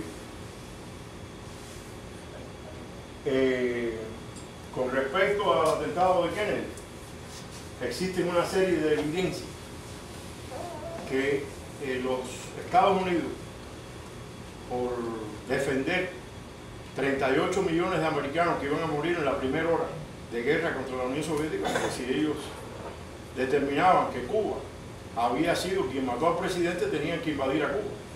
Y si invadían a Cuba, los soviéticos estaban en la disposición de una guerra. Y Hoover y Johnson tomaron la decisión de paralizar absolutamente todas las acciones y llamaron a Wave, a la oficina de la CIA aquí en Miami, cancelando todos los programas contra Cuba. Esa fue la primera ventaja que tomó Fidel Castro de matar a Kennedy. Además de políticamente crear un cuerpo de leyes para paralizar las acciones de la CIA. Después de eso, la CIA no tuvo más ejecutividad en el mundo. La tiene Francia, la tiene Italia, la tiene cualquier país del mundo, menos los Estados Unidos. Porque la izquierda, y eso fue un plan de Cuba y los soviéticos, que están ahí las leyes y están todos los resultados, no es que yo me lo imagine, ahí están los resultados de haber matado a Kennedy, que no es el sencillo hecho. Bueno, sí, Fidel Castro se quitó que se paralizara el plan de seguirlo haciendo el atentado, que era lo que querían los hermanos Kennedy, especialmente Robert Kennedy, que más tarde murió. Y las pruebas de la participación de Cuba, de Fabián Escalante, las pruebas de Harvey Oswald estuvo en Cuba. Harvey Oswald tuvo contacto con varias funcionarias de la embajada cubana en relaciones sexuales. No fueron solamente los 3 viajes esos. Él estuvo muchas veces, porque para enamorar 2 mujeres en un lugar no debe ser tan rápido el tipo como para que en 2 visitas de 20 minutos pueda empatar a 2 mujeres. Tiene que ser que él estuvo sistemáticamente visitando la embajada. Jack Ruby, que es el agente principal aquí de la KGB, que fue el que elimina, vivió en La Habana, tenía 6 viajes a Cuba. Cuando Fidel Castro viene aquí a los Estados Unidos, en Dallas, se entrevista en los 2 días que estuvo ahí 3 veces con Ruby. Ruby es el que negocia la salida de la gente que estaban en Cuba, santos traficantes y toda la gente que estaba en presa, que eran los dueños de los cabarets, de las ruletas. Él es el que negocia la salida de eso y trae el dinero y le da el dinero al gobierno cubano.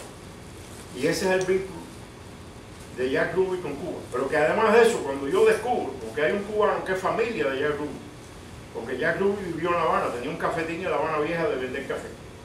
Y se dedicaba, él empieza a mandar armas para Cuba en el año 58. Y él era el que estas armas que sacaba el 26 de julio de aquí, que iban a parar al expreso aéreo dentro de sarcófagos y todas estas cosas, eran de la KGB, que Jack Ruby era el encargado de eso. Vendía equipos de electrónica después del triunfo de la revolución, de grabadoras y maletines, todas estas cosas vendía Jack Ruby. Y ese era el negocio real de él, no era el cabaret carrusel. Jack Ruby se entrevistó con Ernesto Guevara 2 semanas antes de la muerte de Kennedy, porque el plan era matar inmediatamente a Oswald para que no hablara. Y Ernesto Guevara se entrevistó con él en Panamá. Está escrito en otros libros, eso no es parte de mi novela. Así que todo estaba amarrado. Tengo todas las evidencias. Ahí tengo un esquema de todo, como fueron las cosas. Está refrendado. Y yo les traje aquí estos libros no, estas cosas que quiero que se las pasen para que las vean. Los documentos de la CIA, donde vienen elementos importantes. El presidente de Ortigosa inclusive llama al embajador preguntándole por los $6.500 que le habían dado a Oswald para matar a Kennedy. Están las grabaciones, ahí en los files del FBI están las conversaciones de Pina con Dorticó, que las oí. Están ahí en la internet, en los websites que tienen las informaciones sobre Kennedy. Ahí hay varios papeles, pueden abrirlo, repártela para que lo lean. Y están todos estos elementos de este que está aquí, lo encontré hoy por la mañana, casualmente, que es un periodista canadiense que estaba en México cuando venía para Cuba para un juicio de 2 pilotos canadienses que habían cogido Cuba introduciendo armas explosivos en Camagüey. Y le van a hacer el juicio y un periódico de Toronto manda a 6 periodistas, o la prensa de Canadá manda a 6 periodistas. Los periodistas están en México esperando para ir para La Habana y en eso matan a Kennedy. 4 van para Dallas a cubrir el evento o el suceso de la muerte de Kennedy y el otro sigue para La Habana. En el avión donde monta uno que después murió en Angola, que es el piloto que sale de Tampa, va a Dallas supuestamente a recoger, y ahí en esos documentos está que Howard no se puso una camisa amarilla. Por no ponerse la camisa amarilla no lo pudieron recoger y lo montan en el avión que lo iba a llevar para La Habana. Y entonces el piloto, que es Gilberto López Pileta, Policarpo, que era piloto después de helicóptero y murió en Angola en el año 78, yo lo tengo identificado, ahí está la fotografía. Y todo fue organizado y todo fue hecho en función de lo que quería Cuba para matar al presidente de Estados Unidos. Brian Adel, en el libro que acaba de salir, hace un apunte de que aunque él no garantiza de que Fidel Castro ordenó, que sí había vínculos muy tímidos con Howard en esta situación. Así que lo que quiera me puede preguntar, que yo me voy. 10 minutos más. O sea, las preguntas que sean preguntas, que no sean. Dale. Usted tiene una historia sobre los primeros 18 años de Víctor Pina Cardoso. Yo puedo ser gratuito. Sería maravilloso para tanto. Él es el historiador de la brigada. Lo que tengo es que consultar con unos libros. Puede ser que yo me equivoque, pero yo lo conocí a él porque él estudió en el Colegio de La Salle. Sí. Él era de Ciudad Ávila, allá de Morón. Sí. Pero él sabe que La Salle tenía internado. Sí. Creo que me recuerdo Víctor Pina Cardoso. Sí. Pero tengo que investigar en unos libros que yo tengo. Bueno, sería muy bueno. ¿Cómo muere exactamente y quién manda a matar, si tú sabes, el mayor general Osvaldo Sánchez? Bueno, todo... Que era mayor general del ejército soviético. No creo que... Asignado. No sé, yo nunca he encontrado evidencias de eso, ni nunca me hablaron de eso. El jefe de todo eso era Pina. Y él nunca tuvo nada relevante. La historia de un accidente de aviación. A él parece ser que lo tienen que eliminar porque él es el que hace. Yo encontré una foto de Osvaldo Sánchez, que la tengo en el libro, que nadie conoce la cara de Osvaldo Sánchez, me lo encuentro al lado de Camilo, cuando van a coger preso a Hugo Mato en Camagüey, él y este otro, Isidoro Marbiel Capeol, son los que van al lado de Camilo. Pero como nadie los conocía, yo los encontré al lado de Camilo. Ellos son los que van a coger preso a Hugo Mato y se maneja la cosa de Camilo, porque de acuerdo a todos los eventos, el que dirige la muerte de Camilo y justifica por qué hay que matar a Camilo fue Ernesto Guevara, que le dijo a su ayudante, a que fue viceministro, que él quería el cargo de ministro de las Fuerzas Armadas, que el día 28 de octubre, que casualmente es el día que matan a Camilo Cienfuegos, es el día que él dice que lo iban a nombrar ministro de las Fuerzas Armadas. ¿Por qué es el problema?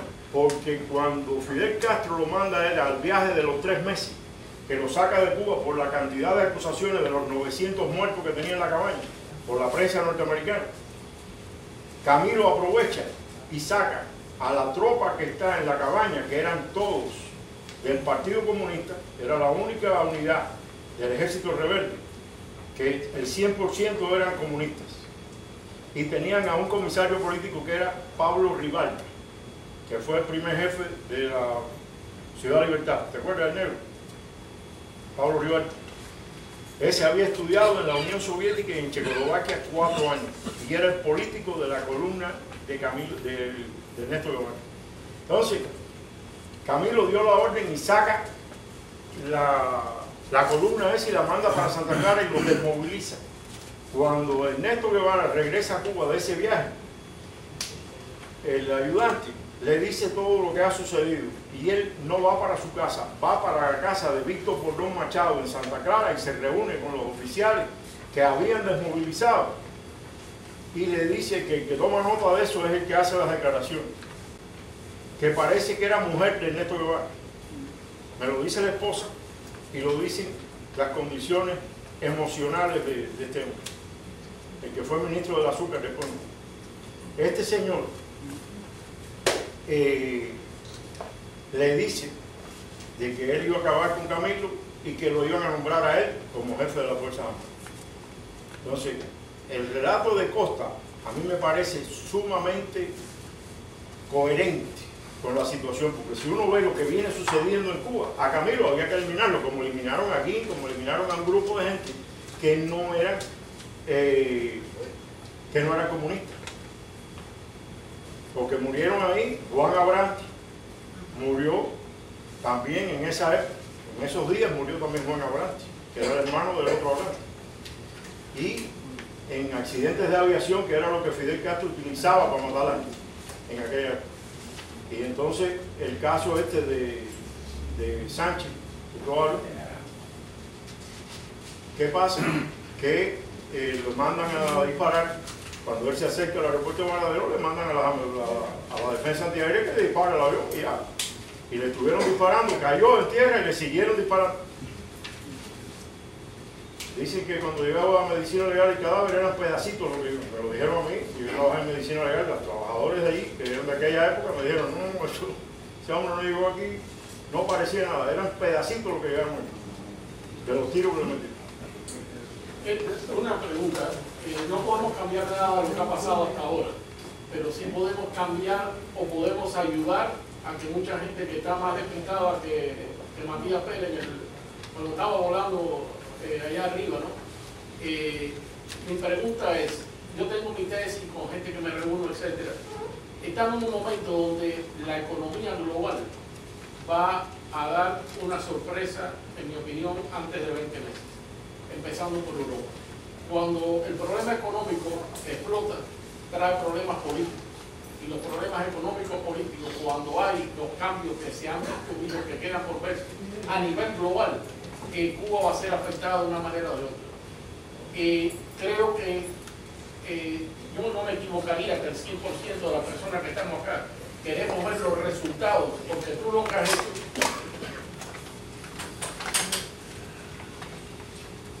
Lo que tú has hecho aquí es una presentación que si tú tienes que ser analista de inteligencia, tuvieras que estar trabajando unos cuantos meses en ella, y lo has hecho brillantemente. Ahora, ¿qué podemos y qué rápido pudiéramos sacar provecho de esta información? Que si se crearan estas 4 paredes sería muy excelente, pero no vamos a ninguna parte con ella. ¿Qué podemos hacer para que esta información, que es la verdad, y la verdad dice el apóstol, que no importa, se tiene que dar a la luz pública? ¿Qué podemos hacer para que en un momento de crisis económica del mundo tenga el éxito mayor que se pueda? ¿Qué puertas hay que tocar? ¿Qué resultados tú has tenido hasta ahora? Bueno, yo no alcanzo a responderle la magnitud de su pregunta, se va del alcance de esta modesta persona.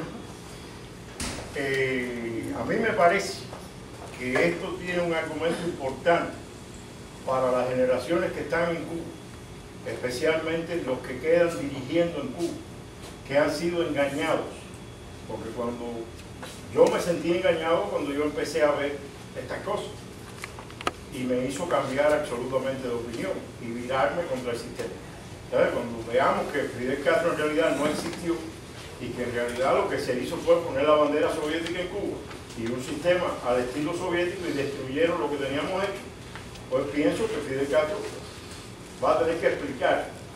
No hay explicación para eso, porque estas son pruebas reales de que él le entregó el poder a la Unión Soviética. Ya es viejo, pasó, pero hay personas que siguen con esa idea. Para nosotros esto no tiene importancia. Yo creo que para ninguno de los que están aquí Esto es inocuo completamente.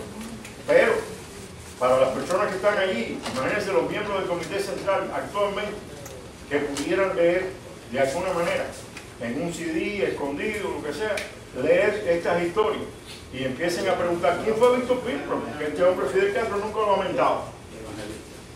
Porque conocimos a Víctor Pina los que tuvimos relación con la aviación y con la Fuerza Aérea y la gente que trabajaron a alto nivel en la inteligencia. Porque ni Aspillaga, ni el otro que vino, ni el secretario de Fidel conocen a Víctor Pina. Yo he hablado con ellos. No, yo nunca he oído hablar de ese hombre. Pero ese hombre existió, ahí está. Esto no es la novela mía, entonces ahí están las pruebas. Y ahí están los documentos, porque hay documentos de la CIA donde fue. Me faltaba decir, él fue el que tomó el Cairo y puso en el gobierno a Nasser. Él era jefe del grupo de tropas especiales que tomó el Cairo, porque él estuvo en el ejército de Siria y él preparó los oficiales por la libertad del ejército del rey Farouk y tomó Egipto.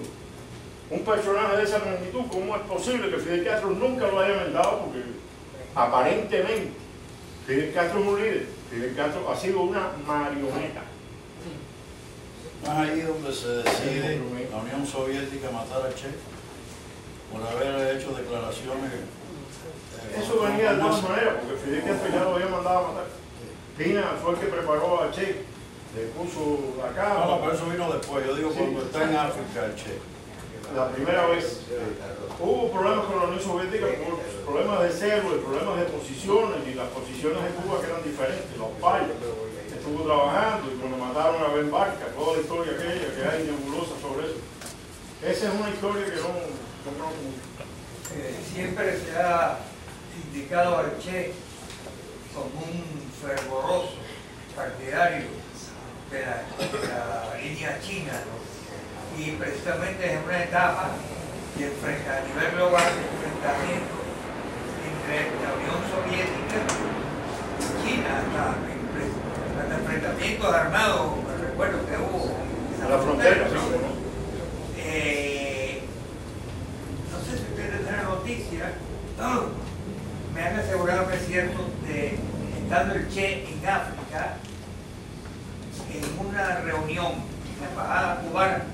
Ahora no sé exactamente en qué país, si sería en el Cairo, en Argel o en qué lugar, un incidente en que el Che le mete un bofetón al embajador soviético. ¿Sabe usted algo de eso? No, yo conozco. Eso fue en Libia, ¿no? Sí, fue en Libia. Yo conozco algunas cosas de eso porque el segundo de él allí, que está aquí entre nosotros, el segundo de él en la campaña del África, está aquí en Miami. Es Aldo Margolis, que casualmente es uno de los que vino a matar al presidente de Estados Unidos, están los papeles de la CIA. Entró aquí en Estados Unidos en agosto de 1963 por el Paso. Y él fue el segundo del Che en el África. Él allá en Cuba me contó muchos incidentes de este tipo. Yo tengo una idea muy diferente a las ideas, porque todo esto es un globo que nos han inflado, un globo grande, más de Campoy. Yo creo que el Che no sabía ni que existía China, ni sabía de marxismo, ni leyó nunca absolutamente nada de nada. Nos vendieron un tipo que se pensaba que el tipo era un sabio en economía, en el Banco Nacional, que hizo la industria, en el Ministerio de Industria, que organizó la industria. La orden que tenían ellos era llevarse la capacidad instalada de Cuba para la Unión Soviética. Se llevaron la planta de la Coolidge, que era la última que había fuera de Estados Unidos en tecnología, la United States Gates, la que hacía los tenis, la fábrica de Ingelmo. Se llevaron copias de todo y se lo llevaron y desmantelaron todas las fábricas, porque esa fábrica llegaba a un lugar.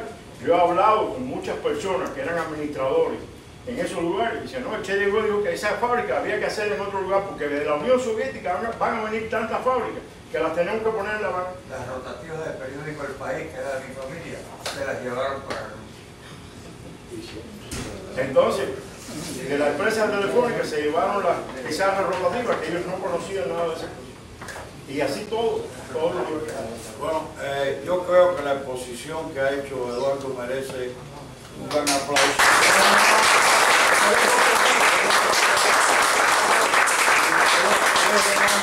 Una versatilidad tan grande que una noche me hizo ir allá a donde está el lugar que lleva el nombre de Mascanosa, y ahí estaba dando otro tipo de clase muy interesante de cómo... El orgasmo continuo. Ahora, por ahí el amigo Castillo hizo una pregunta.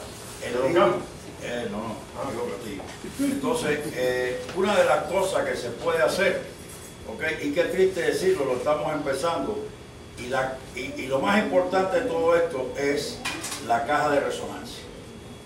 La caja de resonancia a la cual todos estamos metiendo acceso por internet, los blogs por aquí, por allá, eso es lo que hay que hacer. Pero una de las cosas tan extraordinarias es que ya está terminando su libro y que lo ha hecho con sangre viva. Porque como le pasó a otras personas que trataron de hacerlo y no hay ayuda, ahora aquí hay una persona sentada también que está trabajando en los muchachos de 8, 9 y 10 años que se los llevaban y los preparaban al estilo de cuando los rusos se llevaron a los españoles de la guerra civil y todos los encuentros. Entonces yo lo que creo es, ¿qué te vamos a decir? Hay que ver el estudio de toda una vida de este hombre que nos lo ha presentado como una enciclopedia esta noche. Gracias por todo. Se